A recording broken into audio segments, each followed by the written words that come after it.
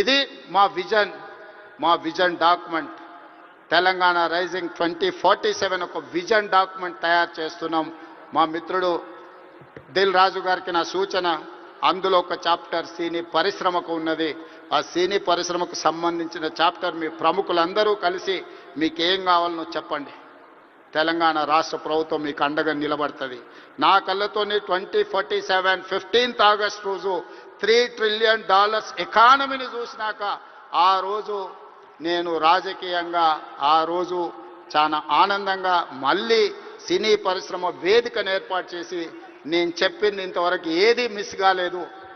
ఇంతవరకు నేను ఆలోచన చేసింది నేను సాధించాలనుకున్న దాంట్లో ఎందులో కూడా ఇంతవరకు నేను ఫెయిల్ కాలే. నా సక్సెస్ రేషియో 100%.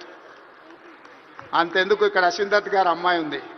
అమ్మాయి కాలేజ్ స్కూల్కి పోయేటప్పుడు నాకు బాగా తెలుసు. అమ్మాయితో నవ్వుతూ అనేవాడు, నువ్వు రెడ్ల అమ్మాయిని పెళ్లి చేసుకుంటావమ్మా అని. సరిగ్గా రెడ్ల అబ్బాయిని పెళ్లి చేసుకొని ఇప్పుడు వేద మీదకి వచ్చింది. 20 years బ్యాకో 25 years బ్యాకో నేను చెప్పిన అమ్మాయికి నాకు తెలిసినంతవరకు. సో నేను ఒకసారి చెప్పినా అంటే 100% అది జరుగుతుంది.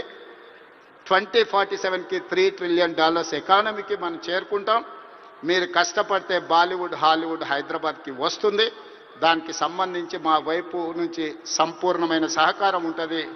ఈరోజు గద్దరన్న అంటే ఒక చైతన్యం, గద్దరన్న అంటే ఒక విప్లవం, గద్దరన్న అంటే ఒక వేగు చుక్క. గద్దరన్న స్ఫూర్తితోనే ఈరోజు తెలంగాణ రాష్ట్రాన్ని మేము సాధించుకున్నాం.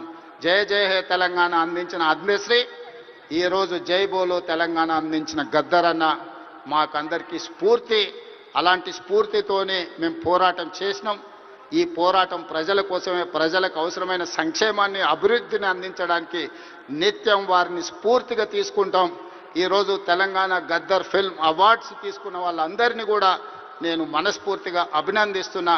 ఈ తెలంగాణ నిర్మాణంలో, ఈ తెలంగాణ అభివృద్ధిలో మీరందరూ భాగస్వాములు కావాలి. గతంలో ఏమైనా అంశాలు ఉన్నా వాటన్నిటిని పక్కన పెట్టండి. మనందరం కలిసికట్టుగా అభివృద్ధి పదం వైపు నడవాలి. మరొక్కసారి నందమూరి బాలకృష్ణ గారిని వారు ఒక మాట చెప్పిండ్రు నాకు చెప్పమని. కళ్ళతో చూసేది కళ, కళ్ళతో అభినయించేది కళ, కళ్ళు మూసుకొని కనేది కళ, కళ్ళు మూసుకున్న వాళ్ళను చైతన్యపరిచేది కళ అని చెప్పు అని వారు చెప్పిండ్రు. సో వారి బాలకృష్ణ గారి తరఫున మీకు అందరికీ చెప్తున్నా, ఖచ్చితంగా ఈ కళా చైతన్యమే ఈరోజు తెలంగాణ రాష్ట్రాన్ని అభివృద్ధి పదం వైపు నడిపించిన ఎంతో మందిని, ఈరోజు విప్లవాల వైపు నడిపించిన గద్దరన్న ఈరోజు అభివృద్ధి పదం వైపు నడిపించడానికి కూడా మనస్ఫూర్తిగా ఉండాలి. మనస్ఫూర్తిగా గద్దరన్న కుటుంబాన్ని ఈరోజు అభినందిస్తూ ఆ కుటుంబానికి కూడా రాష్ట్ర ప్రభుత్వం అండగా నిలబడుతుంది.